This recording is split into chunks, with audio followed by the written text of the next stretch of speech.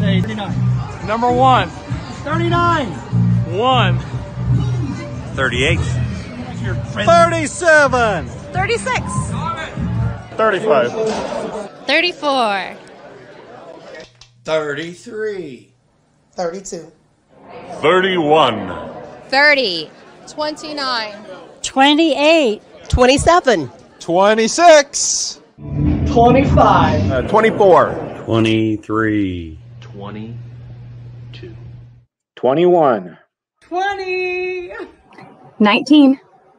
18. 17. 16. 15. 14. 13.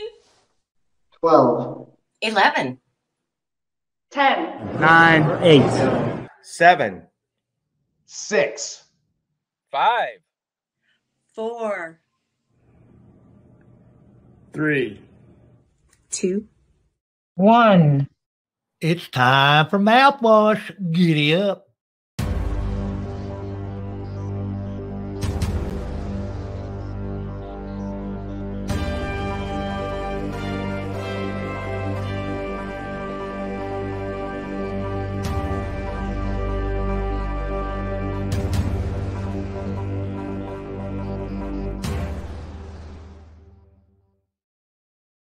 Hi, and welcome to the Mouthwash Talk Show, a minty, fresh take on politics. And yes, this is show 124.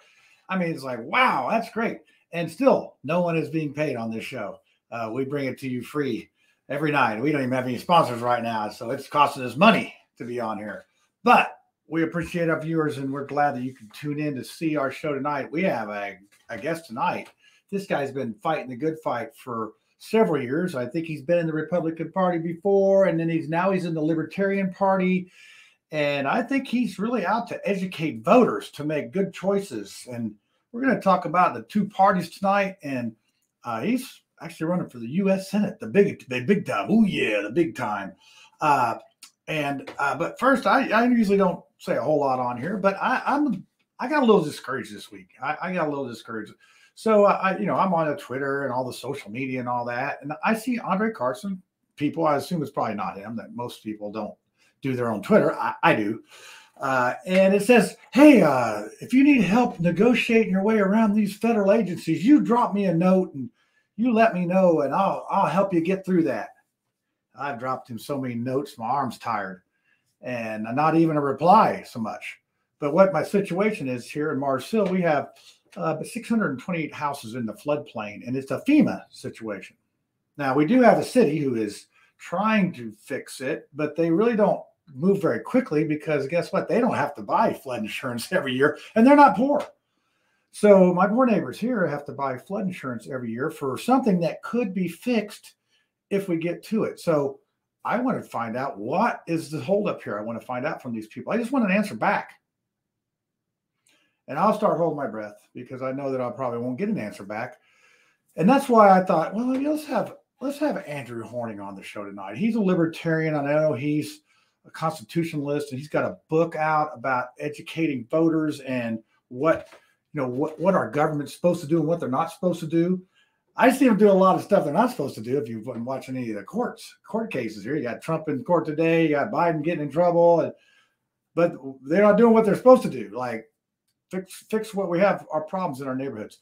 So anyway, that's my little mini rant tonight. I just thought I would get that on there. I feel better already. I feel like you're listening, and that someone's listening, because my local politicians aren't listening. So I think we're going to do something a little different. I think I'm going to go tonight. We're going to go right straight to Mark Small, and then we're going to bring on Andrew, and then the panel's coming on, and we're going to talk all sorts of things about tonight. But mostly, since he's a libertarian, he'll be able to speak freely about the two-party system. So let's see what Mark's got to say tonight, and then we'll bring on Andrew after this. I'm Mark Small. This is Small Talk. It's two major political parties. We've always had two parties, right? During the Constitutional Convention in 1787, the delegates didn't like political parties. They called them factions. They didn't want to have them as they were forming the first two political parties we had. Today in Indiana, we have the Republican Party, we have the Democratic Party. They function a lot like the Federation of Planets and the Romulans in Star Trek. The Democratic Party is chaotic. They're like the Federation of Planets. They're arguing everything. And the Republican Party is like the Romulans. They kill things and eat worms. Andy Horning is going to be John's guest tonight, and Andy's running for U.S. Senate as Libertarian Party candidate. So that's a third party, right? Well, but two major political parties exist in the state of Indiana, and they get bennies. They get benefits from being one of the two major political parties. The two major political parties are the two parties that get 40% or more of the vote each in the prior election for Secretary of State. It's a down ballot office. The problem is this: they get really good bennies, and the whole time they're sitting there going like, wow, we got an inside thing. What if we bump the other party by a third party bumping them and getting more votes? Ain't going to happen that way. But if it does, that's not right. We shouldn't have like scheming and backdoor stuff going on with our politics. The Republican Party exists as a closely held not-for-profit corporation. It's bizarre. They rewrote the rules after people took over the party in 2005 or 2006, so it couldn't be taken over again. Now you got Andy Horning running for U.S. Senate. I don't know who the Democrats are going to be running. Jim Banks, apparently for the GOP, is going to be running. I have never heard a negative thing about him. I've never heard that he's kicked his pet rat at any time. But you're going to have to look at this election and realize it's kind of a different landscape. And we shouldn't have two major political parties, but try and change the statutes. You got to do that by running it past two major political parties. Small talk, peace, love, happiness. Yeah, so there you go. Let me do this here. Let's get this beer. Yeah, we can do that. We can do that. I don't know. I'm lagging behind it here a little bit. Hopefully, I'll catch up on this. Okay. Hey, Andrew, how are you doing tonight? Oh, I'm doing well. I'm so far so good. The campaign's just getting started. I'm going to have my first TV interview tomorrow, and I'm going to be getting a little bit busier after that. And of course, I've got my book out, and I'm gonna, I'm trying to promote the book because that's pretty much my political platform. It being sort of a defense of constitutional rule of law and all of the best ideas of human history. So, it's starting to ramp up, but it's been beautiful weather. Life on the farm is kind of laid back, and ain't nothing that a country boy he can't hack. So U.S. Senate. For some reason I thought you were running for the U.S. House. Was that last time, right? That was last time. Yes. Okay, and it's so there's pretty much, as Mark Small just said, there's pretty much one choice going right now. I mean, I know the Democrats have somebody. That's never actually been true. And so this is what a lot of my book is about, where, we think we have a two-party system that it's of course unconstitutional. As Mark mentioned, there are statutes that are unfair. And of course, by the 14th Amendment and by the Indiana's own constitution, is all unconstitutional that we have different rules for different private clubs. And so what you've got is the situation where an independent can never get into the primary election, no matter what they do in the Secretary of State's race or what. You have to get so many votes in the previous race in order for your party to be considered eligible to be in the, and it's ridiculous. We have basically 6 different categories of human being with different sets of rules, depending on whether you're a sort of a politically sanctioned party, whether you're a new party that hasn't gone through all the rules that that you have to do to be considered a valid Indiana political party, whether you're an independent. Libertarians have their own rules. Of course, Democrats and Republicans have their own rules, but even Democrats and Republicans have their own separate rules that govern those separate parties under statute as well. And so it's ridiculous how we have allowed this to happen. I got a question. Sorry to interrupt there. I have a question for you. Now, do you have to get 500 signatures in each of the congressional districts to get on the ballot? I know that's a Republican requirement, and Todd Young failed to do it one time. Now, is that something that you have to do as well, or is that no? As a libertarian, I do not. And so okay, so we have, that's the one advantage that we do have, and that if we can maintain ballot access for our whole slate, then the statewide candidates don't have to do a ballot drive. The downside, of course, is that we're not allowed to be in the primary elections, where most people pick their candidates for the general election. They bond themselves to the candidate in the primaries, and they say, well, there's my guy.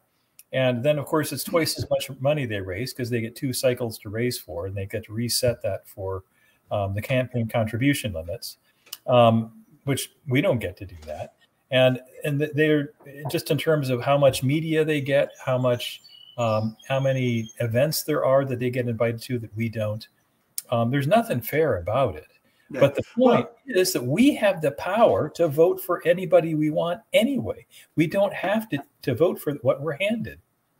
Right. That is the case. But so I'm gonna do these stats real quick. Then I'm gonna get the panel on here because I know that they're gonna have a lot better questions than I have. So I did a little poll, and if you want to do this poll, you can join the group, or you don't even have to join it. But People Over Politics, looks like we have about 889 members in this group. Wow, I can't believe that.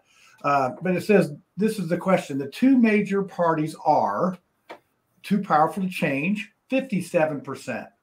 Good for the USA, 8%. Going to eventually fail, 5%. Allow a third party to rise up. Listen to this, Andrew. 21%. Produce more independent voters, 8%. Not my concern, 1%. So it's really close to 2/3 of the people believe that they're too powerful to change. What we believe and what's true are 2 different things, though. So, most of the libertarians I talk to don't know that there are 12 libertarians in Indiana public offices already right now. And there are, 140 some odd in Pennsylvania. We're winning elections. And so the fact that, when people say that, oh, you can't win elections, that's never been true. We had a libertarian in the U.S. House of Representatives. And so the fact that, people think things that are not true is not helping our cause. But no, it's the perception of that. So hold that thought. I'm going to go ahead and bring on the panel here. We're going to put you in the hot seat. I don't know if I can do this with this. It's luckily for the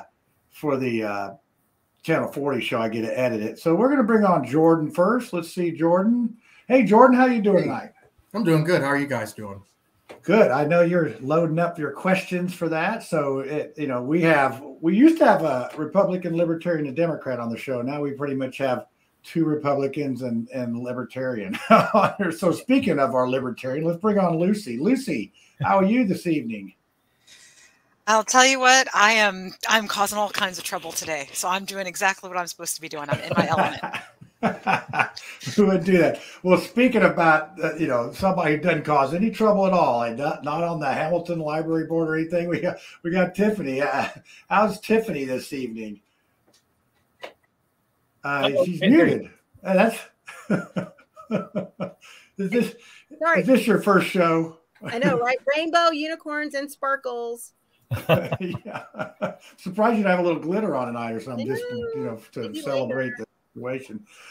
So, hey, we have the whole panel here tonight. This is good. So there'll be questions abounding. So, hey, John. Yes. You said since we don't have a Democrat, maybe we should hold auditions. We should. That line is not very long. I'm saying it's not very long. I don't know. Put it out on the show. I'm sure we'll get people to do auditions. That would be a lot of fun. Yeah, that would be fun. It would be to have like auditions. They can come try out for the show. We'll have a swimsuit competition, a talent competition, and what? Oh, that's for the wrong show. Miss USA. Wrong show. Wrong show. Sorry about that. But all right, enough of this silliness. I'm going to go with Jordan with the first question because I know he's probably been thinking of questions all week for this, haven't you? Oh, yeah, I surely have. Well, first of all, Andrew, I'm glad to have you on the show. Thank you for being on with us tonight. I'm kind of going to throw you a curveball. First things first, we know the dangers of a 2-party system. We live it every day. Let me ask you a question, and I'll give you a little bit of context of it. It's called polyarchy. Have you ever heard of that before? Polyarchy. So back in the 71, I believe, DeHaul wrote in his book, Participation and Oppression, about the importance of having a more inclusive government, just not limited to 2 parties, but making sure that citizens are more participating in the actual process. So my question is for you tonight, seeing that you have experienced your whole life a 2-party system, what does need to be dismantled in order for more parties, not just one with the libertarians, but more parties to garner support? And how can we equip them to have a more fair democracy representation? Well, first of all, do we really want parties, or do we want multiple viewpoints and multiple people running for multiple offices with multiple options? And I mean, I think what we really want is to have human beings running for political offices and we can vote for them, right? So really the only thing that really needs to change, I mean, granted, I already talked about how unconstitutional, unfair, and destructive our laws are. So Indiana Code is mostly unconstitutional. But we're not going to change that until we change. Nothing gets better until we do. And what really needs to change more than anything else is what's between our ears. Because let's be frank about this. Government is itself an abstraction. Political parties are abstractions. Humans are real. And if we're talking about what we really want, we want to be able to vote for people. Everybody says they vote for the person, not the party. But that's not really what we do. We're kind of tribal animals. We tend to follow the alpha, just like, you know, a wolf pack or something like that. We tend to pick teams. We put on a team jacket. We have team pride. And while loyalty can be a great thing, it can also be an incredibly destructive thing. When we talk about, you know, yes, we should back our soldiers. Well, should the Nazis have backed their soldiers? Should the Russians have, you know, backed their soldiers? We all have different teams. We all know that we're right and everybody else is wrong. But is that really true? We have a lot of stuff that's screwed up in our head that we need to get straight. And so the first thing that I tried to do with my book is demystify what government is, what society actually is, how this was all supposed to work. You know, the best ideas of human history are kind of baked in to some degree into the constitutions, probably more into the, you know, sort of some of the founding documents like the Anti-Federalist and Federalist Papers. But really, you know, you've got this huge history of great libertarian thinkers from before the Civil War, and maybe even more so after the Civil War, with people like Frederick Douglass, who he was really my introduction into the libertarian way of thinking. And that, you know, you've got this this sense that history is mostly kings, mostly, you know, I'm in charge, you're not. You obey me, you bow down to me. What was different about the American experience was supposed to be self-government. I mean, if you were to encapsulate what this was supposed to be, self-government, that means that self, you know, what's the ultimate minority? An individual. What's the ultimate majority? When you got a bunch of individuals acting like individuals and cooperating. That is how things can actually work. If we can be individuals, yet serve ourselves by, you know, commerce, and we trade in mutually beneficial voluntary ways. That's what Frederick Douglass was really talking about. And he articulated it because he was put into a position where after the Civil War and Jim Crow laws were coming in, there were a lot of problems with trading with other people. They had to make their own little communities where they had to have their own bakers, their own shoemakers, their own all of this and that. And so they had to be a bunch of people who were fiercely independent and yet interdependent in commerce.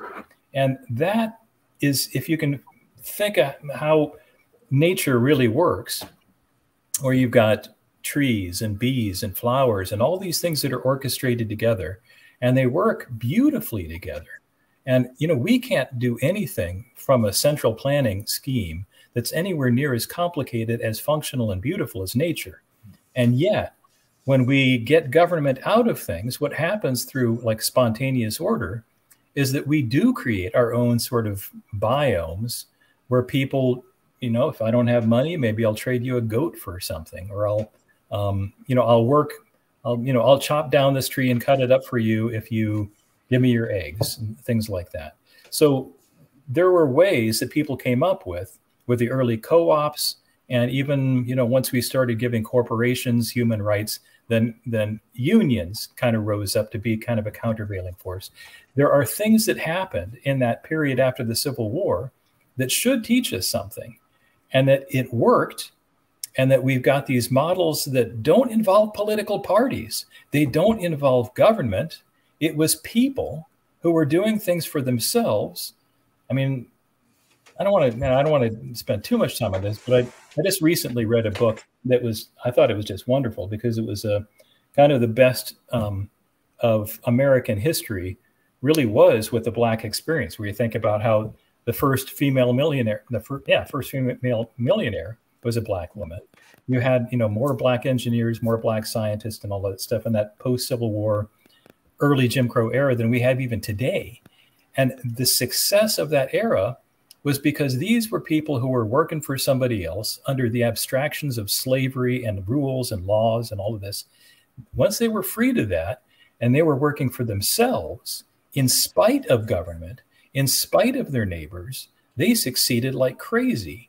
And so I don't mean to turn your question on its ear, but the thing is, we don't want, I'm running as a libertarian. I don't want to get libertarians mad at me. We don't want to raise this party over that party, because parties are not what we need to save. We need to save our culture. It's not even our United States is an abstraction. Our culture, our civilization is what needs to be repaired. And so our interpersonal relationships, how our families work, how we trade, that's what needs to be fixed. Political parties, states, nations, those are not so much necessary evils as inevitable ones. We just won't do without our kings. And in fact, my first book was about, it was kind of a fantasy. It had some true history in it, but I made up some stuff. And the idea was, it was my idea of an anarchy where there was a king. They called him a king, but he didn't do anything. But because they had a king, they said, all right, we have a king. Let's just get on with our business. Let's live our lives. And that's how it's supposed to be. And in just going back even to the Bible, if you look back first, from Genesis on through 1 Samuel 8, verses 6 to 20, where the Israelites were going nuts, as they often did. And so we need a king. We need somebody to fight our battles for us, to go before us and fight our battles for us. And Samuel was upset by that. So he went to God, and God said, well, Samuel, they're not turning against you. They're turning against me as their king. So go ahead and give them a king and tell them what goes along with it. So if you look at that verse, 1 Samuel 8, verses 6 through 20, there's a litany of things that comes with a human king. And in that was talking about, he'll take a tenth of this, a tenth of that. He'll take your sons and daughters. He'll send your sons off to battle. Your daughters will be his servants. We never learn. Not for thousands of years. We don't learn. And yet, the founders did codify a lot of this. And so in the Constitution is at least the best compromise anybody had ever come up with. And in the Constitution, there are no political parties. In the state constitution, there are no political parties. Our founders, as Mark Small said, they warned us against political parties. They warned us strongly against political parties. And Thomas Jefferson and others even warned against sort of the two kinds of people that form two kinds of dangerous factions, sort of what he called the Democrat and the aristocrat. You had the people that trust the people more than they trust kings, and you had the people that trust kings more than they trust people. And that dichotomy, which is kind of falsely represented by the Democratic and Republican parties today, is deadly. And I wish we could set that aside. I wish we could open our way of thinking up that we don't think about political parties. We look at individual candidates and we vote accordingly.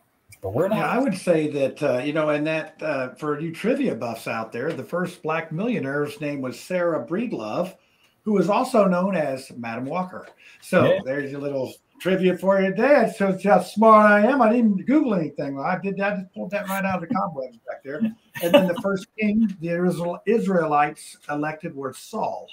And God said, we're going to give you a king, all right. You ain't going to like him. Yep. So we can blame the Israelites for this whole mess. For both these parties, I'm blaming them. I'm putting it on them. Like 4,000 years ago, whatever. It was a long time ago. You're right, Andrew. A lot of stuff hadn't changed, and I think that people feel like they got to be into a tribe. I know you use that word, right? Tribalism. They got to be in part of a group and all that. So, Tiffany, what are you hearing here tonight on this? Oh, Andrew, thank you so much for just that great description. I love the history lesson. So I was wondering if you could talk a little bit more about the elected libertarians across the nation, where they're from, and what environment is ripe for electing libertarians, and if Indiana is one of those environments. That's a good question. Darn it. It's a 7-part question. Yeah, well, it's not like there's any... I don't know. Indiana's got this predominance of Republicans. And I think what's frustrating in all places across the country right now is that when things are hostile is when people make the stupidest mistakes. So, you know, you've got the Trump and Biden thing going on right now. You got like two of the worst people. I'm sorry. If I'm offending any Trumpsters, I apologize. I'm with you. I'm not a fan of Trump. I'm over it. I will grant that he's for done illustrative purposes. We'll allow it. That's fine. Illustrative purposes. Okay, so you've got these two polarizing characters, and because they're so polarizing, people are more likely to put on their, you know how Colts fans paint their faces blue and they do, you know, a little more. That's what we do with Democrat and Republican when things get hostile. You know, we're more likely to start, you know, the pitchforks and torches come out, and it's more difficult to get in a sound, any sort of, I don't know, sanity or calm voice into a discussion where it's most needed. So when people start talking about one authoritarian versus another in particular, where they say, I'm a strong leader. No, I'm the strong leader. I'm going to be a stronger leader. No, I'm going to really be strong. I'm going to put these guys in jail. No, I'm going to put these guys in jail. And that's really where we're at right now. We've got two authoritarian factions who are both all about government being the ultimate arbiter of everything, where no matter what the subject is, it's government who's going to decide how it turns out. And so when you've got these two strong voices where all of us have a stake in this, because they've got their hooks in all of us. They've got our money, they've got our rights, they've got our health care, they've got our future, they've got our children's minds. So the stakes are super high. And when this is what we think we've got, we want to fight. This is, and that's where what I'm trying to get people to do is say, stop fighting. Let's stop all of this stuff. Let's start cooperating and let's quit it with the authoritarianism. These people don't know how to run your life. So don't let them run your life. Run your own life. And I'm all for that. I'm all for that. But before you get to that, you know, I talked to, you know, Donald Rainwater. He came and spoke at our Hoosier Summit about property tax reform, and they were mad about it. You know, and I was talking to him, and there's a poem called The Bridge Builder, and it's about an old dude that's building this bridge, and somebody comes up, they say, hey, what are you building this bridge for? You're too old to ever use it. He said, I'm building it for somebody else. And that's what, you know, for the future, for the next people. And, you know, that's a pretty cool thing. I think that, you know, a lot of things is, you know, you, Donald, and I know some other libertarians are setting the groundwork for the next guy. And that's sort of what, I mean, because to be honest and fair, man, it's just a long shot to beat the party. You know, it is a very long shot. So I'm going to let Lucy come in and change my mind. I hope I don't change your mind about libertarians being nice. Okay, Andy, this is the question. Although anybody that watches this show regularly knows that I am the villain, right? That's my job. But I like my friend Andy too much to do that. So Andy, I'm going to ask you the question that pretty much everybody asks, and that is, but wait, shouldn't you be a Republican?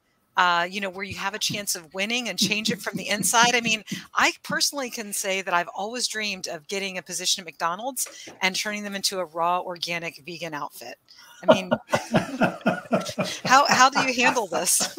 I think Budweiser came up with the answer for us just recently. French fries are vegan. Well, I ran as a Republican, as you know. I do. And that's the only election cycle I actually won. And so I beat their slated candidate. I got 70% of the vote in the primary. And if only living people were counted, I won the general election too.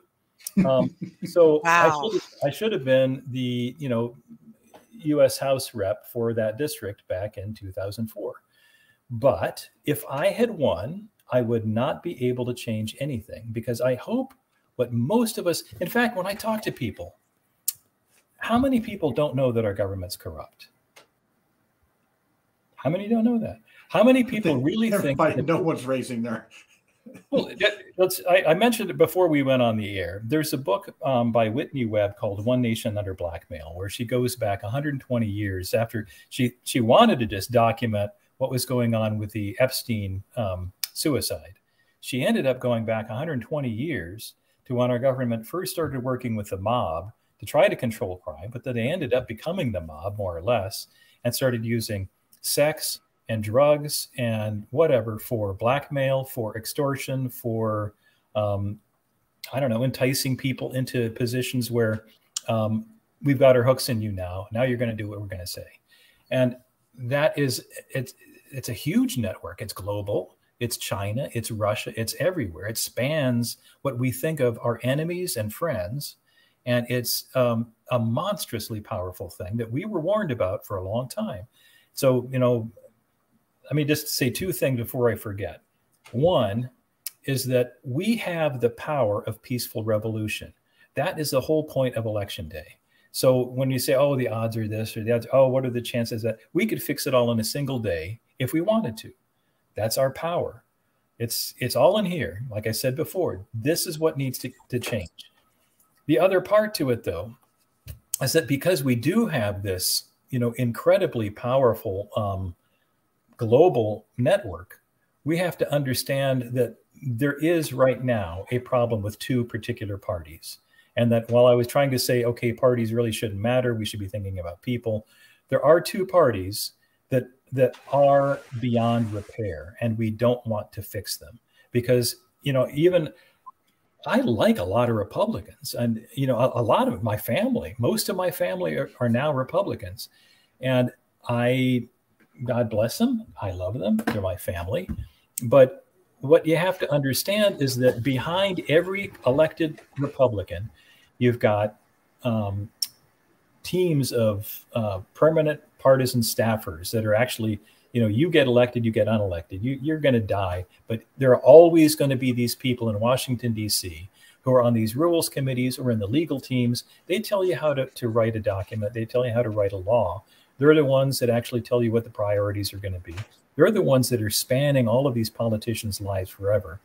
And they're extremely powerful. They're more powerful than the people we elect. But over them, you've got all of the bundlers and the kingmakers and the puppet masters and this huge network of people that I was just talking about with Whitney Webb's book that are way bigger than any Republican can fix. And really, electing me, even as a libertarian, would not fix all of that either. I couldn't fix it. What would fix it would be that voters decided to vote against all of that. And by electing me, they would be signaling, I have had it with all of the bundlers and kingmakers and puppet masters and all of that. And we want something different. And I would not be a part of all of that. And I'm not saying that I couldn't be bribed. You know, anybody can be.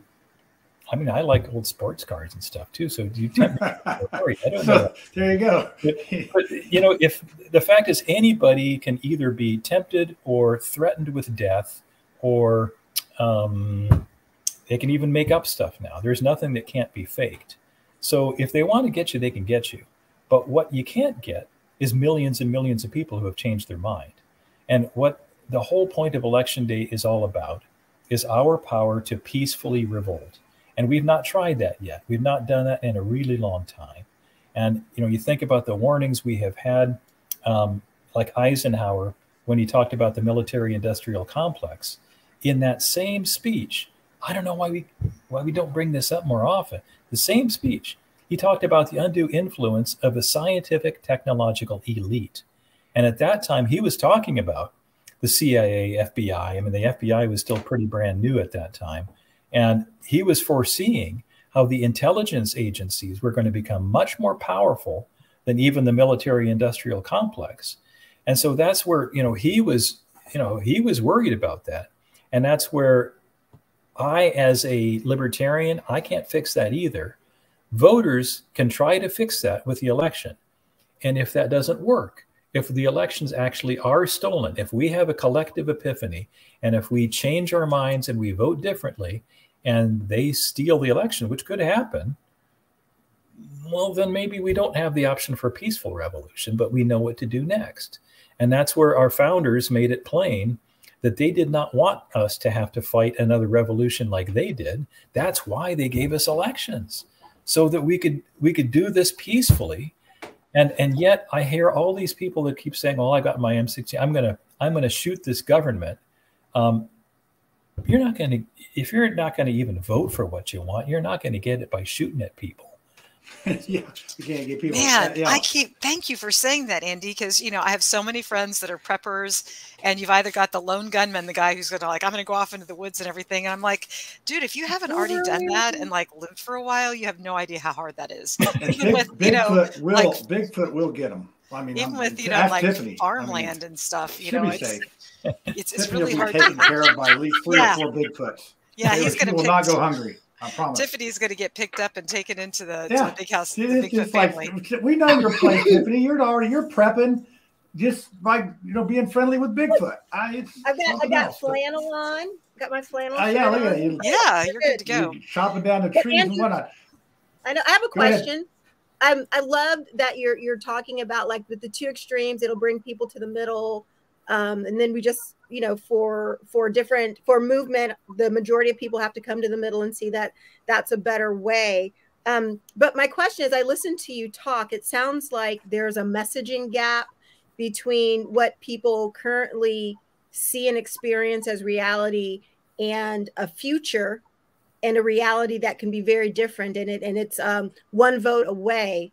So how much, as you walk this journey in the state of Indiana, what is your campaign going to cost? How are you going to bridge that messaging gap? Well, yeah, that's okay. Well, that's a big one, because libertarians don't have the access to. In fact, let me rephrase this a little bit. How many people say they hate the influence of money in politics, but then they judge the viability of a candidate by how much money they've got?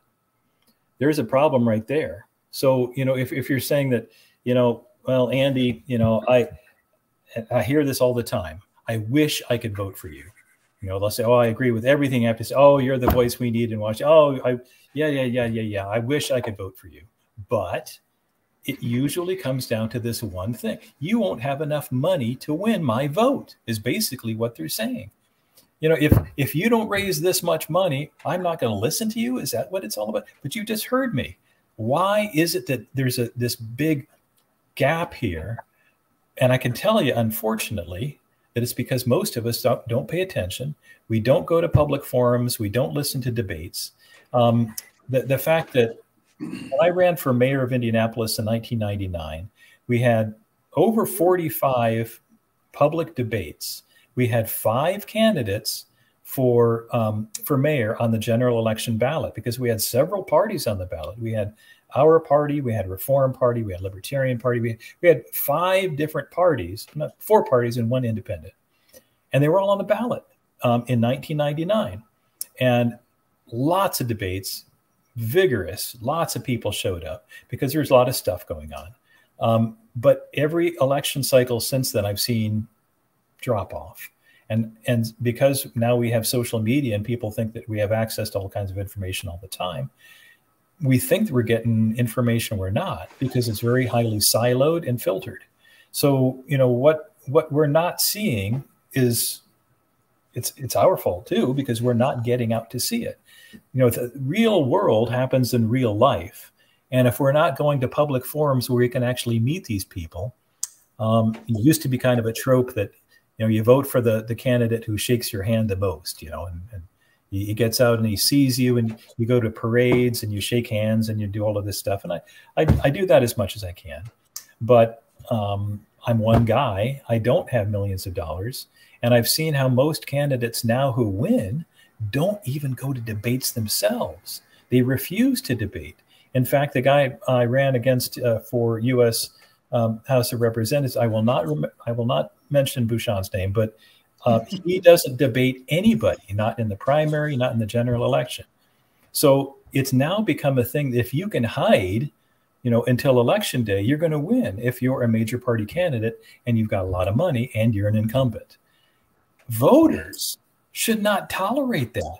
The way voters should look at it is this is a job interview process. You don't show up to the job interview, you don't get the job. We would never hire anybody the way we hire politicians, ever.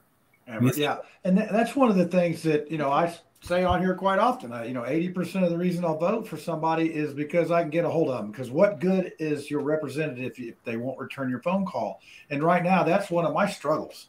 I can't. We got one trustee here, Jeb Barton, that he is a guy that'll answer the phone, and he's our trustee, and he helped me out with an elderly lady that was having troubles with her eviction. I don't care what party you're in. If you can do the job, you do the job.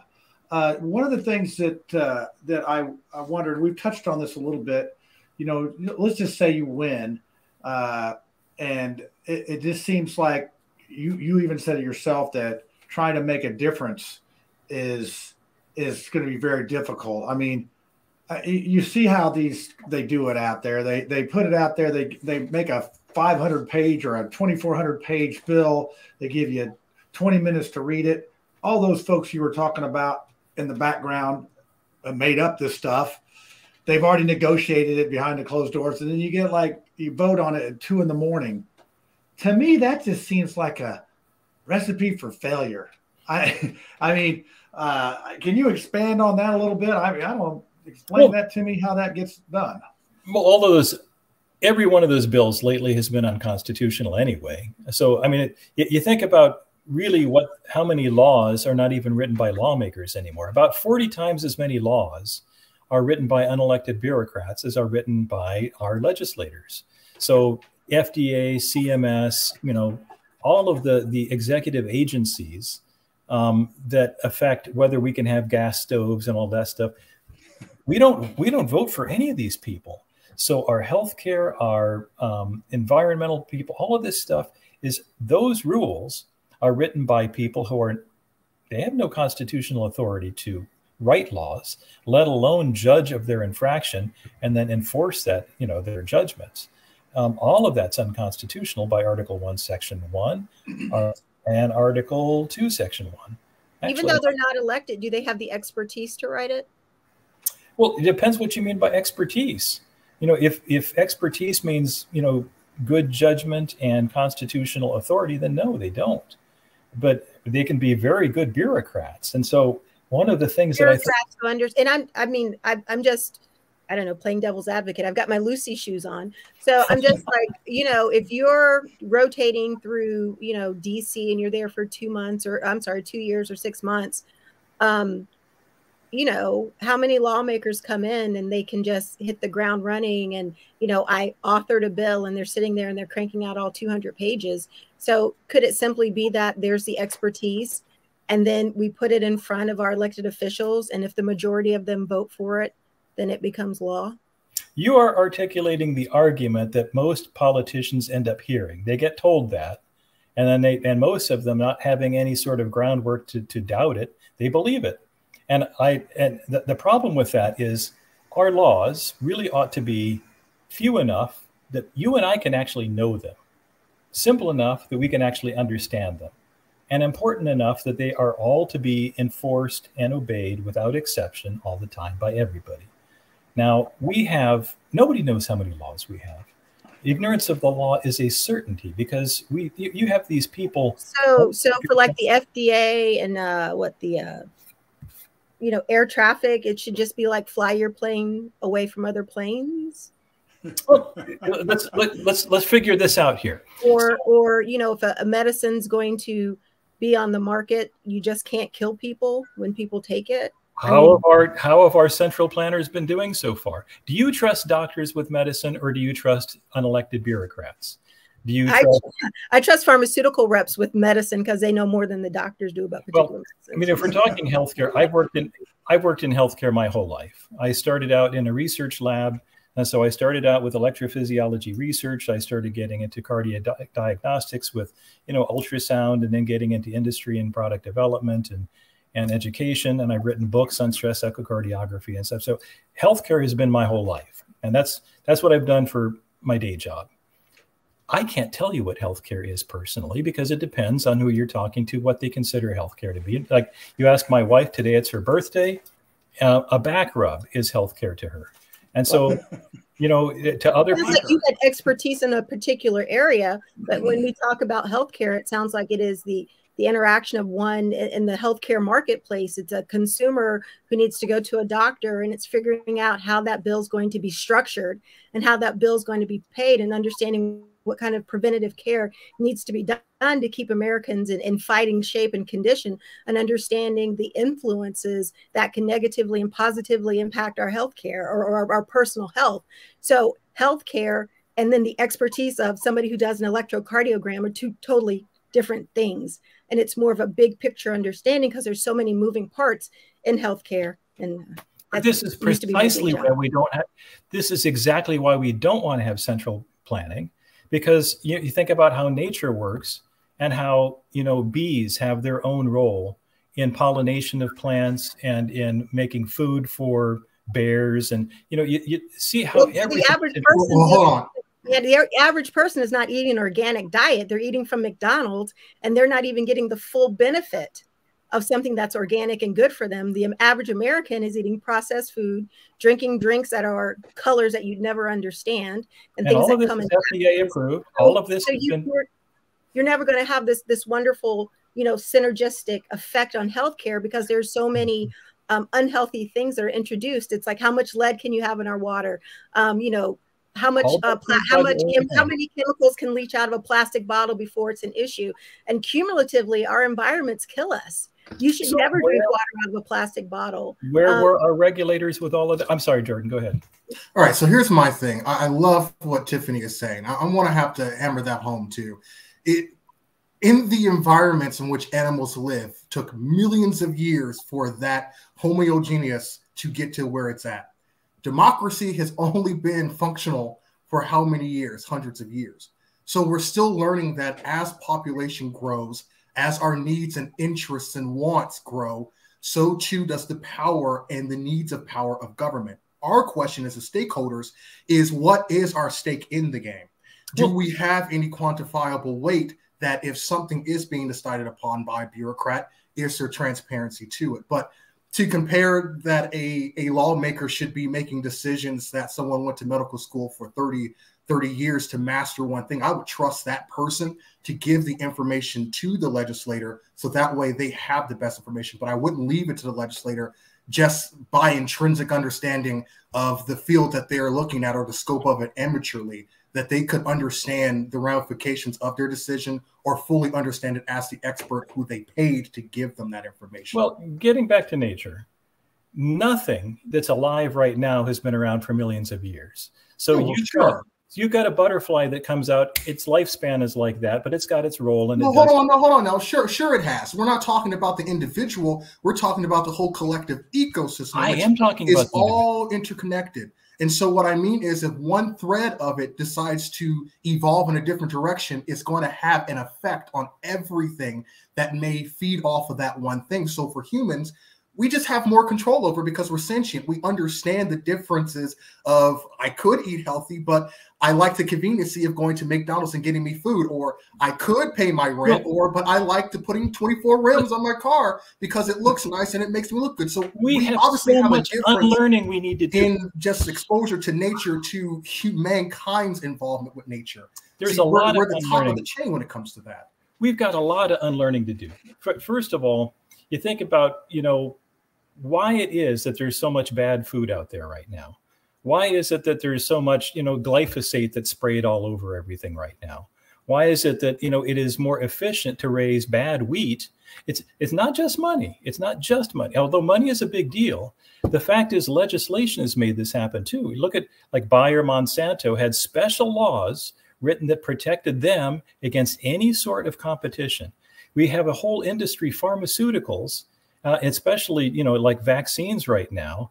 Ever since 19, Lucy, you probably know, 1986 or 88? 1986. Yeah. So ever since 1986, it has been, there's one industry that is practically unassailable, and that it's almost impossible to sue these people. So they can get away with almost everything. And so if you track back all of our problems far enough, you're going to find where government had its finger in it somehow, because, you know, we didn't used to have the kind of sort of single kind of wheat since the 1950s. Most nations of the world are raising one kind of wheat because it is easier to grow. It's got a lot more bad stuff in it. It's not like, you know, a lot of the, you know, heritage wheats and grains that have been around for thousands of years that are healthier, but it's easy to grow, it's cheap. And a lot of people argue that because it fed so many people, that it was worth the downsides of it. Similar to the way tetraethyl lead, when that was invented, they knew that, you know, lead was going to cause incredible damage over time. And the guy who invented it, he was a brilliant engineer, but he almost died of lead poisoning himself, and yet he kept promoting it. And yeah, but there's a danger in it. But that's the thing about humanity. Getting back to the nature of how this all ties together in a duopoly system. But that's the thing about the environment of nature, right? What happens if a species is pushed to the precipice of change? Either it's going to evolve or it's going to become extinct. Right now, what the question is at hand is we have a two-party system that is using up all of its resources in its natural environment. It is starting to kill off the political species that have thrived for 200 and something years in its environment. It's kind of like what the liberals talk about with global warming. Okay, so how do we stop this train from going to the point in which we cannot bring it back until we have a whole nother form of government that does not even resemble what the founding fathers want? We can't change the machine. We can't unbuild the ship. It's like a spaceship. We can't take it apart. So we have to use what we have, either make it better and make the improvements that are already there, or your suggestion only leads us to a form of anarchy that we probably wouldn't recover from. This is what my book is all about. It's called Relighting the Torch, and it's a defense of the best ideas of the founding fathers. It is, I've got the whole Constitution written in it with my annotations in it. I've got the whole Declaration of Independence in it with my annotations in it. I've got a lot of quotes from the founders to back up what I'm saying, a lot of quotes from a lot of historical characters to back up that these are not my thoughts. These are the thoughts of the smartest people in history.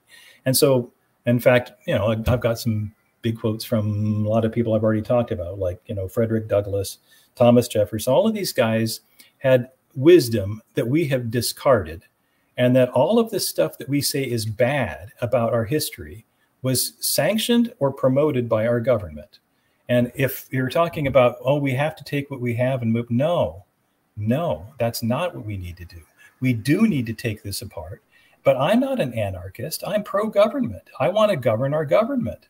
We're going to have a government. And that's, you know, it only takes a few of our neighbors to prop up a king before we all have a king, right? So, I mean, once you get a king and he's got his gang behind him, it's hard to beat that. So we have to put a leash on our kings. That's what the Constitution is all about. The constitutional design with state and federal constitutions, where you've got the states that are supposed to have senators who defend the states against the federal government. We haven't had that for a long time. You know, certainly not since the 17th Amendment, and probably well before that. But you think about what the design was supposed to be. It was supposed to be a governed government that does have a role with protecting like unowned shared resources like water and air. You know, we do need to have some protection of that kind of stuff, but it needs to be governed too. The people who govern that need to be governed more than anybody, because right now, as we were so who do we trust to govern them? Do we trust the lawmakers to govern them, the elected officials, or is it the bureaucrats who are behind the elected officials to govern them? Who's going to only us? There's nothing gets better until we do. As the founders often said, you know, this form of government is wholly inadequate to an immoral people.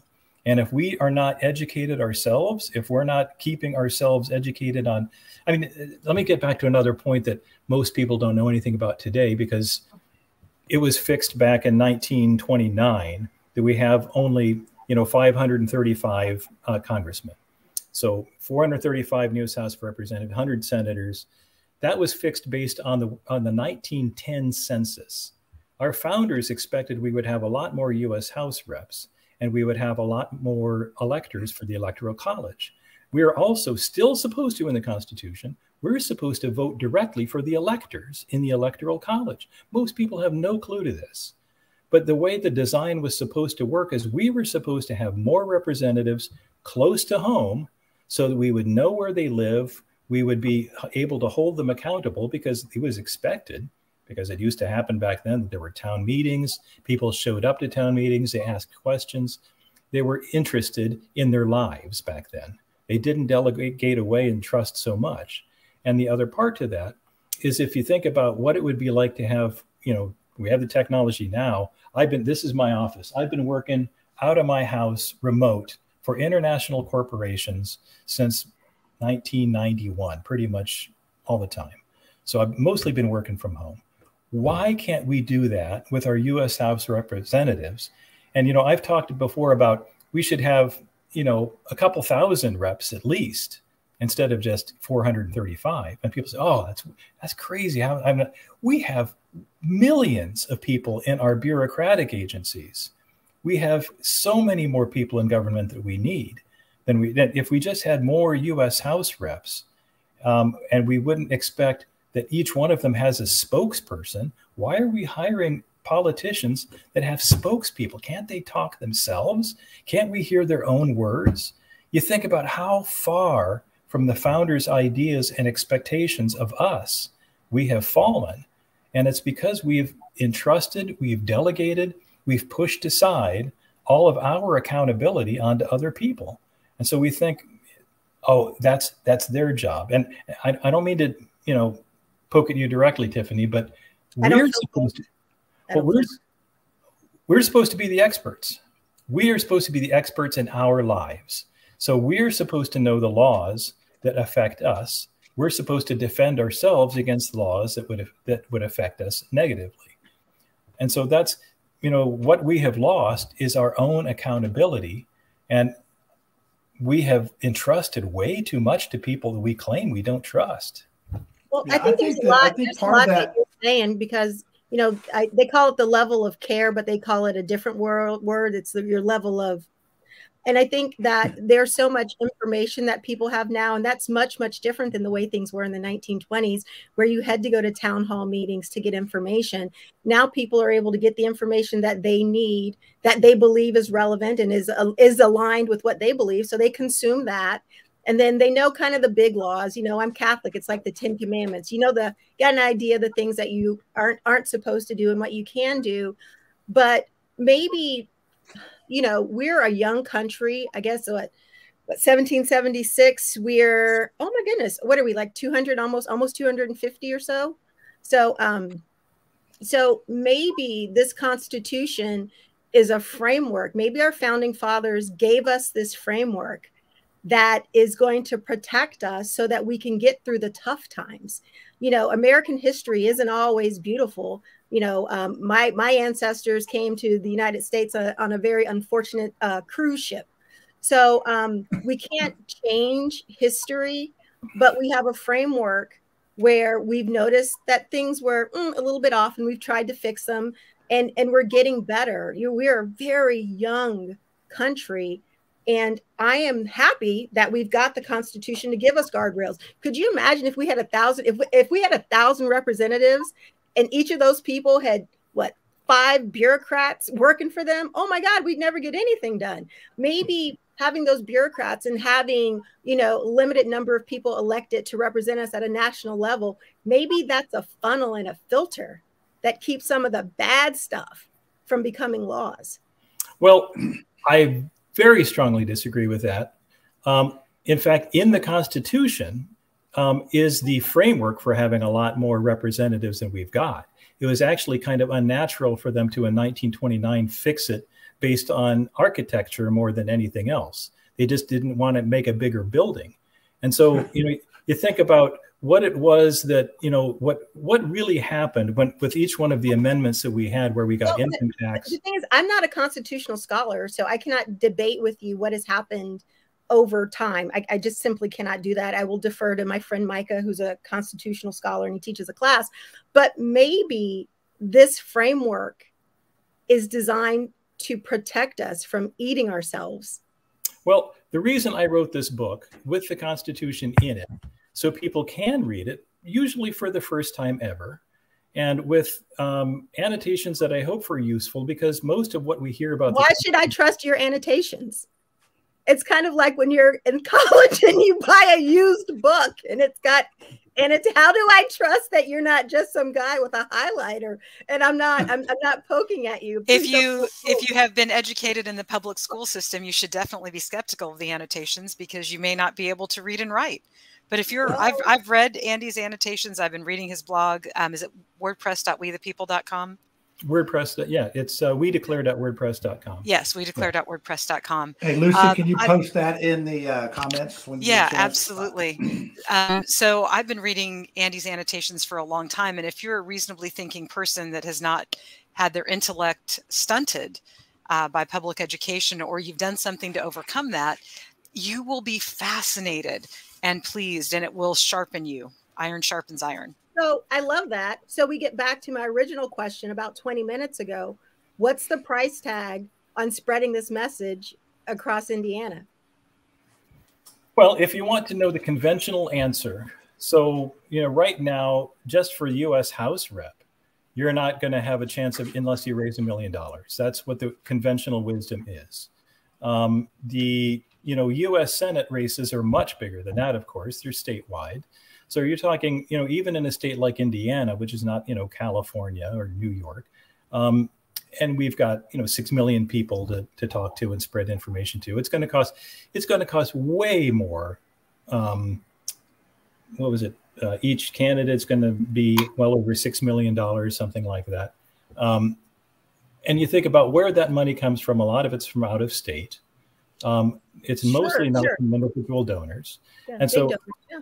So my question is, is your campaign apparatus prepared to do that level of fundraising? Because I believe that you are excited about your message, and it's like what John said earlier about building that framework for the next libertarians who are coming behind you, so that so that it can be seen as a major party here in the state of Indiana. And who knows what's going to happen with life and with politics. And I just think that you got to shoot for the stars. Well, I am shooting for this. I'm not doing this for the next libertarian candidate. I'm not doing this for any party. I'm not doing this for anybody but my grandkids, my kids. I'm doing this for Americans. I'm doing this for, us today. I can only hope that, and it's kind of like, in any sort of game, all you can do is you train. You prepare yourself for the game, you put on your shoes and your whatever the outfit is, and you get ready to take the shot. You don't know if you're going to get the ball or whatever, but you have to be ready to take the shot. All I can do is be in position where if voters have that epiphany, where if they want to read the Constitution, they can read it. And if they don't like my annotations, they don't have to like my annotations. I've been told they're very helpful, and they've been used in homeschooling courses and other places all over the country. In fact, all over the world. It's up to us. Everything is up to us. Sure. And all I can do is offer the choice. Sure. And I'll buy your book and I will read your book. But I posted it in the comments, I believe. Hopefully maybe I'll get a signed copy and you can write some choice words for me. But my question is, it's like, we can go down this path and you can sell books, but I'm not feeling like that engine for going statewide and raising money and bringing in donors and spreading this message, because I feel like what's missing is getting the message to the people. The less money you have, the more ingenuity you have to use. If I could wish for any one thing in this public epiphany that I think we need, it's that people would wake up enough that they'd understand that they have to research their options. If you're going to buy coffee, if you're going to buy a car, if you're going to do anything other than politics, you're going to do more research than we do on elections. And there isn't anything we do in human life where we spend less time preparing. People smoke. People continue to make choices that are not good for them. But I feel like there has to be you've got to get your message out there, because we all know that the average person doesn't vote and most voters don't do research. So how does the party get folks excited about the idea of liberty and opening their mind and going away from this two-party system and having more choice? And I loved it when you were talking about it, but I just don't.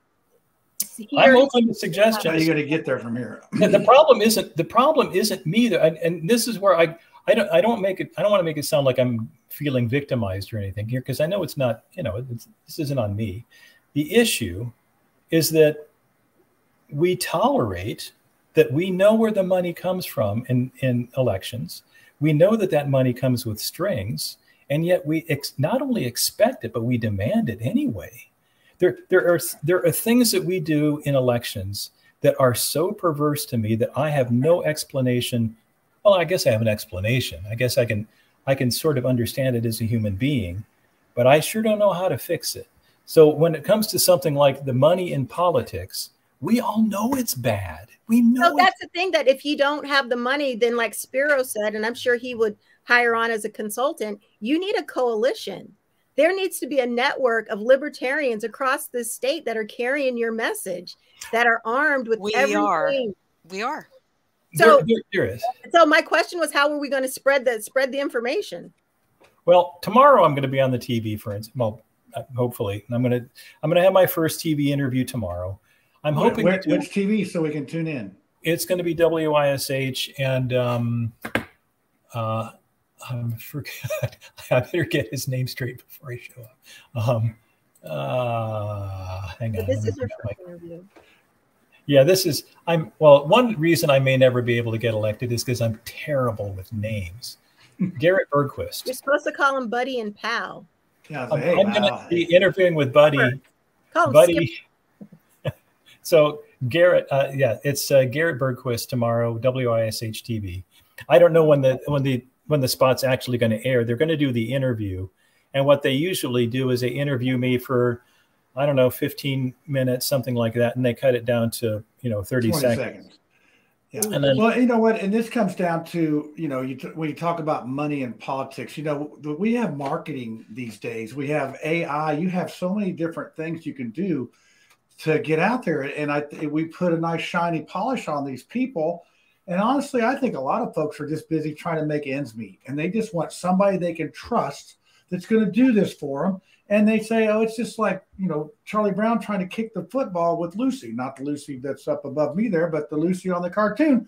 And we think, oh, this guy's going to do this for us, or this lady's going to do this for us.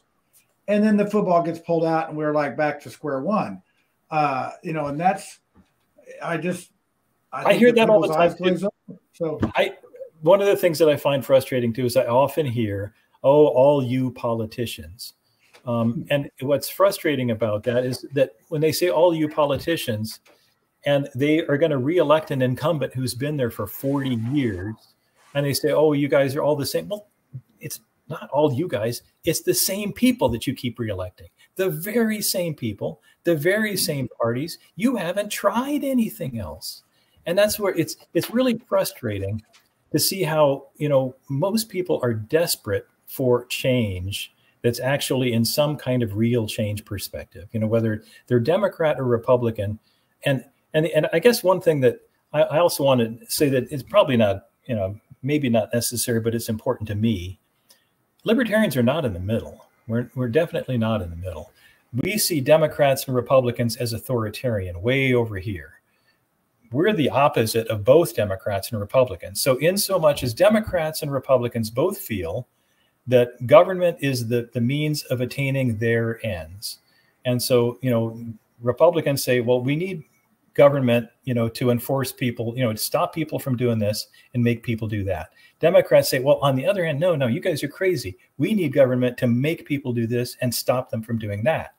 To us, that's all the same thing. What we think. I love that. I love that idea. But I also think that people vote for issues. And I think that as you talk about the issues that face the average American, and you can frame it in your libertarian message, and it seems it's a lot about you deserve to live your life. The government shouldn't be able to tell you what to do, your body, your choice. when you give that kind of message to people, that can be very eye-opening for a lot of people. And I think that if you don't fight the party, stay on the issues, and I think that will bring people over. It would if it was anybody other than me sometimes, because I'm pretty bad at this. I've gotten libertarians mad at me as well. When you're talking about just like gay marriage, for instance, about when I first got into politics back in the 1990s, and I ran as a libertarian, and somebody asked me, what I think about gay marriage. And I said, well, government shouldn't have anything to do with marriage. Everybody got mad at me. Which made everybody mad. And with that, Andy, I'd like to jump in and point out that my husband and I have been married now for this is year 33. We got married with a Christian contract, and we're married by Pastor Greg Dixon, who ran Unregistered Baptist Fellowship before the government stole it from him and gave it to the very rich Crystal DeHaan. So there is nothing about marriage that that the government needs to be involved with. And in fact, should we ever divorce? I don't even know if that's possible. Because when people get divorced, the reason that you have to sue in the court is because the state is a third party to your contract and has an interest in the issue, which is the assets, including the children. And so, there's, biblically, there's really not much mechanism for divorce. I mean, there's only a couple of, reasons under the Christian faith where we would divorce. And Jesus said that even if you do those bad things, he would rather that you forgive each other and work it out. So I guess I'm stuck. Well, but see, sometimes it's like pushing a rope. Well, not only is that something we should never have given unto Caesar, the reason it has become an issue is because we've tied Social Security, bereavement pay, visitation rights, all kinds of stuff to the contract of marriage as arranged by Caesar. And so, one of the reason I'm pointing this out now, kind of in the context of Tiffany's question, is because whenever somebody brings up an issue, there's always something deeper than that issue that we're not paying attention to. So when it comes to, like we just mentioned, gay marriage, it shouldn't be about marriage, is it? It's about contracts. What they really wanted was to have the ability to visit their partner in the hospital, or they wanted to be able to share property, or they wanted to do taxes. They wanted to have the taxes of the union. So yeah, I mean, it shouldn't have anything to do with marriage. And so, that's where I've gotten myself into trouble, because people say, well, Andy, why don't you just answer the question straight? And as you guys probably have already sensed, I have a tendency to run on with stuff anyway. But if there is a deeper issue, I would rather get to the deeper issue.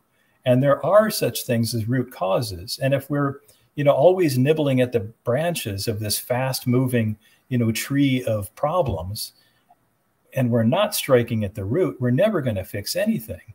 And that's where, pick an issue. There's probably something deeper than that.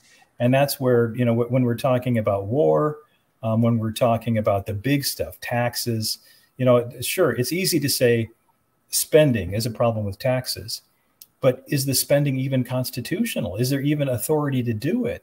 And that's where I keep going back further than most people are willing to go, because most people really don't have that framework of the Constitution in mind to say what's authorized and what's not.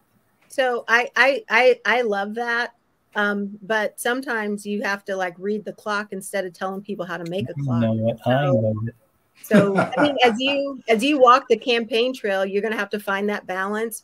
But I do think that talking about issues and things that are important to Hoosiers, I think that will be really helpful. And I love everything I know about the Libertarian Party. I've learned from Lucy. So, but you're still here. No, that sounds like a warning to the world. No, you're a good teacher. No, but when we talk about certain issues, she always gets it back to the government shouldn't be telling you what to do. It's your body, it's your choice, as long as you're not hurting other people. And so I just think that kind of stuff can resonate with people. I don't know. I could be wrong. No, you're right. You're right. Everybody tells me that. I will tell you, frankly, I'm terrible at the elevator pitch. It took me 2 years to convince my wife that it was love at first sight. So, it's one of those things that I know I need to cut it down.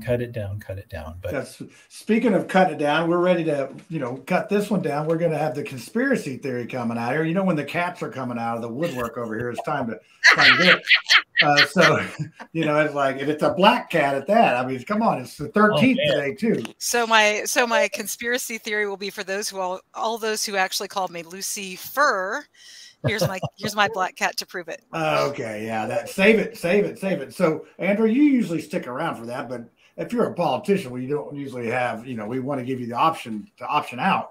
No, I want to hear the conspiracy theories. Okay, yeah, that's what I figured. See, you're a game part. You're like in it.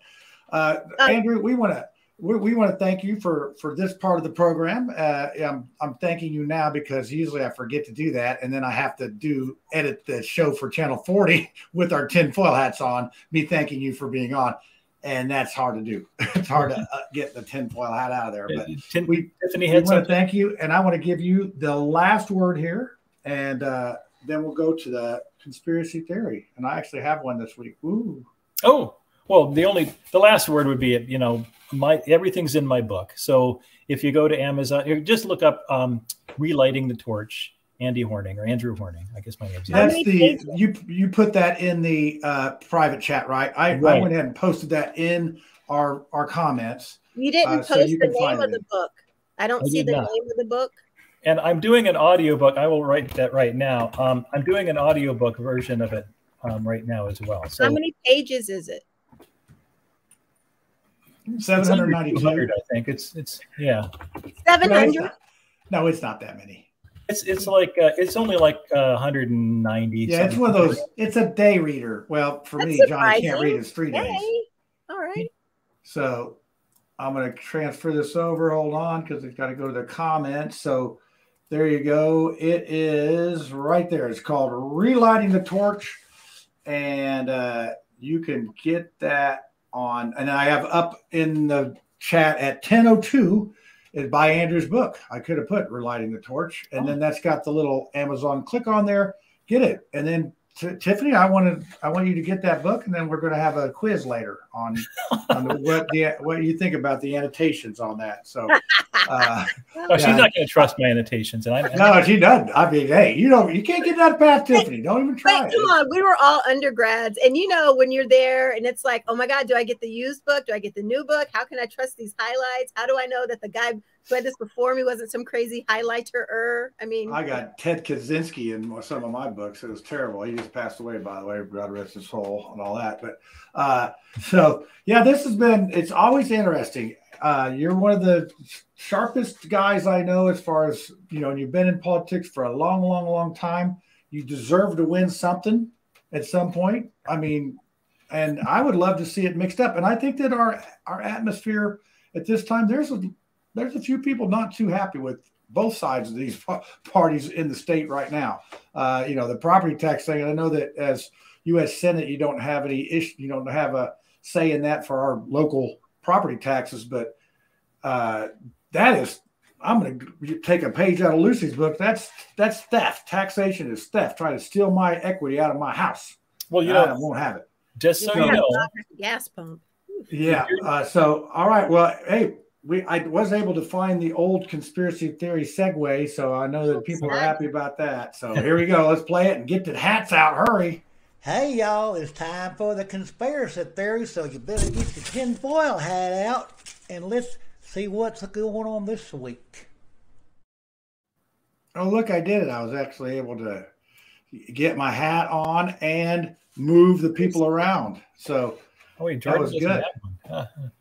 Let's see if that's good. Oh, okay. Now we're at the important part of the show. Oh, hold on. I want to put the disclaimer up there, and I think I spelled conspiracy right this time. That's always good. It was theories that was spelled wrong before. Yeah. Well, I noticed too.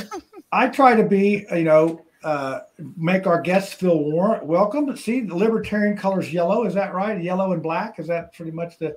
So the screen is orange. Names. Well, it's goldenrod. It's cool. The background's yellow. I can change the background if you want me to. That's not. I can do that all day with the background. Let's see. So who's got something tonight for the conspiracy? Let's go with this. Oh, that's no good.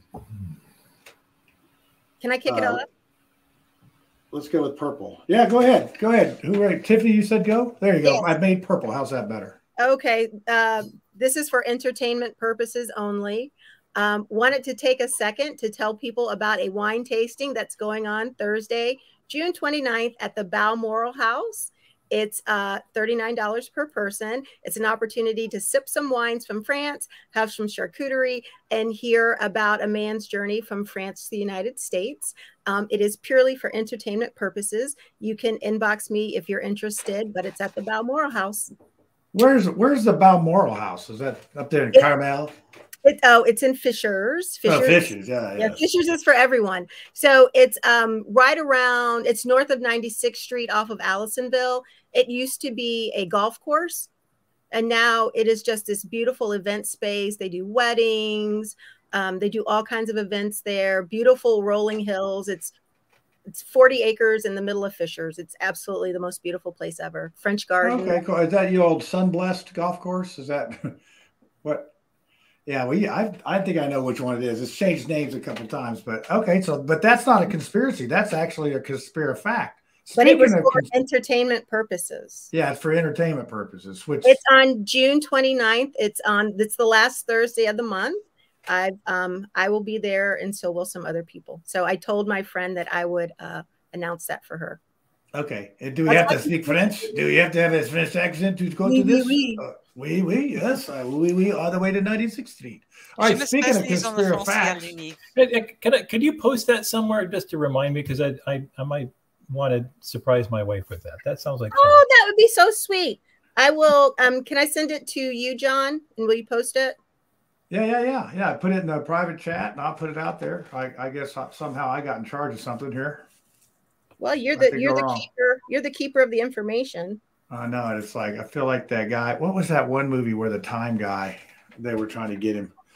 It was Raiders of the Galaxy or something like that. Galaxy. There are actually two really good movies about time. One starring Johnny Depp, and the other was, and this is even better, is Justin. What's the Crimea River? What's his last name? Timberlake. Oh my gosh, that is the best. I will tell you. I don't remember which movie is this. It Inception.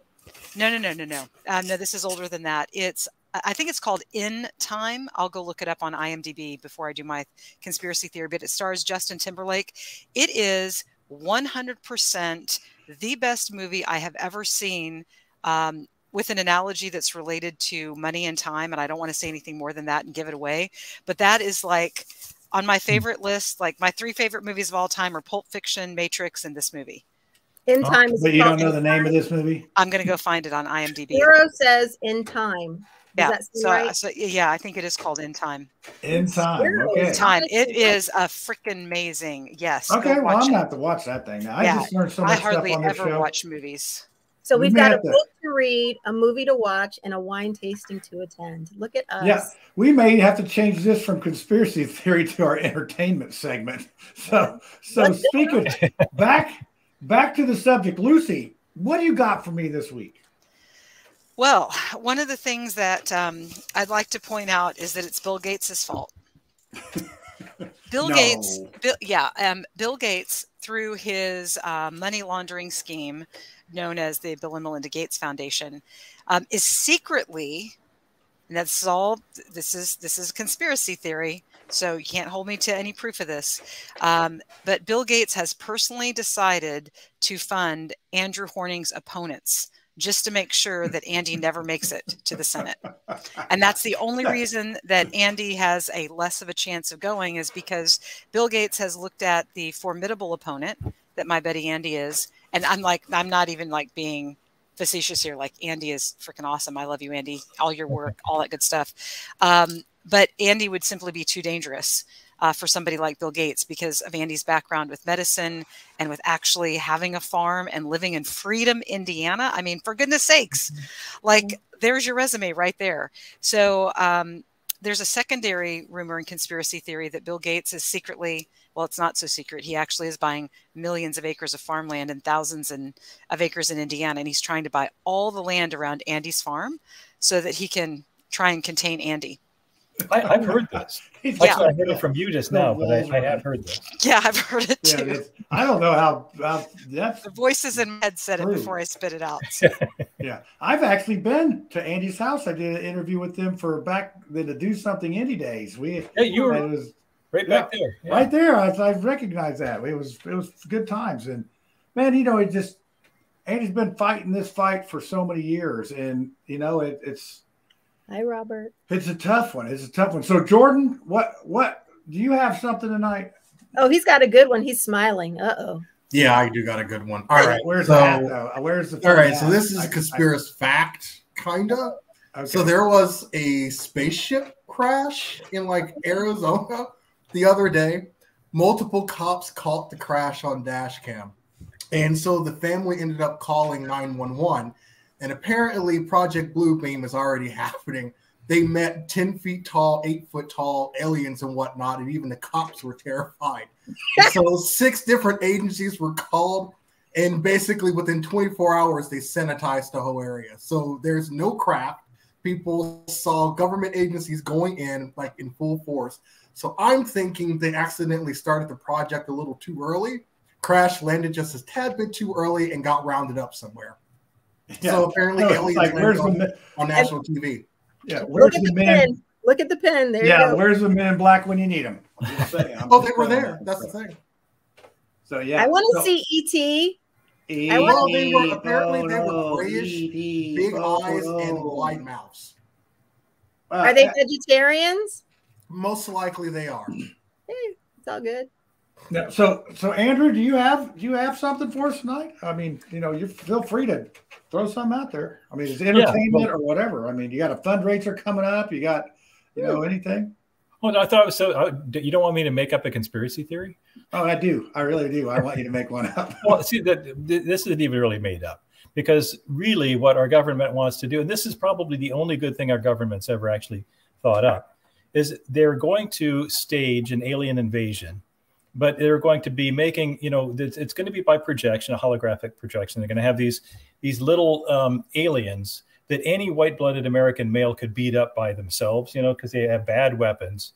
And the idea would be this is going to unite the world finally, because we're going to have these aliens that we know we need to find and destroy, but we can beat them up. And so that is really what's going to make, young males get all excited about fighting, because, if it's like they've got great weapons and they're deadly and dangerous, that's scary. But if it's something that, we can, with our own fists, we can beat these aliens. Well, that's actually. So they're coming in like minions? I don't know. This is when Mars. We need Slim Whitman music when Mars attacks. That's what. Yes, I was going to say, if you get the right country music, their brains explode. there will go bad. Now, I wish Andy was actually making a joke, but if you look up Project Bluebeam and then you correlate that to the Christians who think that Jesus is going to, come in the sky and everybody's going to see around the world all at the same time. I mean, this is like textbook exactly what's going to happen. It's the playbook. Oh, you speak. So what do I need to do to prepare? You got more guns and ammo. You got Bigfoot, Tiffany. You got Bigfoot on. You got at least 2 or 3 Bigfoots on your side. You're safe. You got no problems. Don't worry about it. But Lucy, on the other hand, Robert said, "Hold hands and sing." Kumbaya, kumbaya. Get some of that Jim Jones Kool-Aid. Yeah, a one-way ticket to Guyana. So. So Lucy last week shared some sad news about her chickens. I lost them all, Andy. 13 hens and 2 roosters to some very, very enterprising raccoons. That happened to me years ago. Hold that thought. Both of you. You got something to fix this? Oh, I got a conspiracy on this. Come on now. This is a concerted attack against libertarians. You notice, raise your hands if you had raccoons get your chickens. Notice that they're in my trash can. That's not your chickens. That's not your chickens. This is the thing: is they go in the trash and they sit on my patio furniture and they eat it and they make a mess. Yeah, don't try to get included with this conspiracy. I'm just saying this is a libertarian thing, and what this is these raccoons. There's one right now. This is part alien government. This is a government raccoon. That's exactly what it looked like. Well, yeah, and you just that's what crashed in the backyard.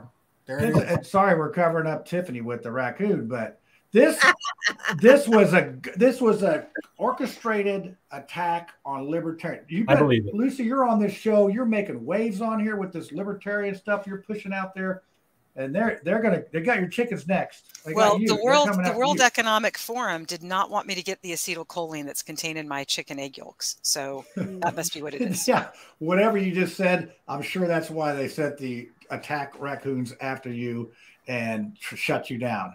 So, although I gotta say, I lost a chicken just 2 weeks ago from a bald eagle. I don't know what that means. I had a bald eagle swoop down and take one of my chickens. Yeah, that means you're just that's taxation. Are you by Uncle Sam. Birds aren't real? If it was a bald eagle, that means it was directly owned by Uncle Sam, since the bald eagle is the symbol. So a drone picked up his chicken. Well, the government's up in their game. They went from robot raccoons to bald eagles, trying to make it look patriotic. Yeah. One of our very early on conspiracy theories by Ashton Spelker was that all these birds are actually drones. That was one of the best conspiracy theories thought out. And why do they leak all that white stuff on my deck? What is that? That's the oil. That's the oil that comes out. Just put in hashtag birds aren't real in any social media, and you will come back with some hilarious results. Yeah. That is like a big trend. So I have a bird that lives in my gas grill. So is that just like a meeting and a rally point where they plug in their batteries, or? Yeah, no, that's dinner. That's recharging. Yeah. That's dinner. Yeah, that's what they. Okay, this is our show stooped to even a level that we cannot maintain at this time in the show. This is the fun part. It is the fun part. It was entertaining. We had entertainment segment. We had lunch. conspiracies. We had all sorts of stuff. So. Oh, good lunch. I think that's what he meant. Hi, Robert. Hi, Spiro. Yay. So let's see. Let's get the we're out of the conspiracy theory here. Let's see our people. So look, we had people that were commenting tonight on there. Hey, thanks for coming on, Andrew. And we'll do it again after you win, because you just never know. You could catch fire. It could be like you could go viral or whatever. No, we got to get them back for book club. I can do that. When do we got book club?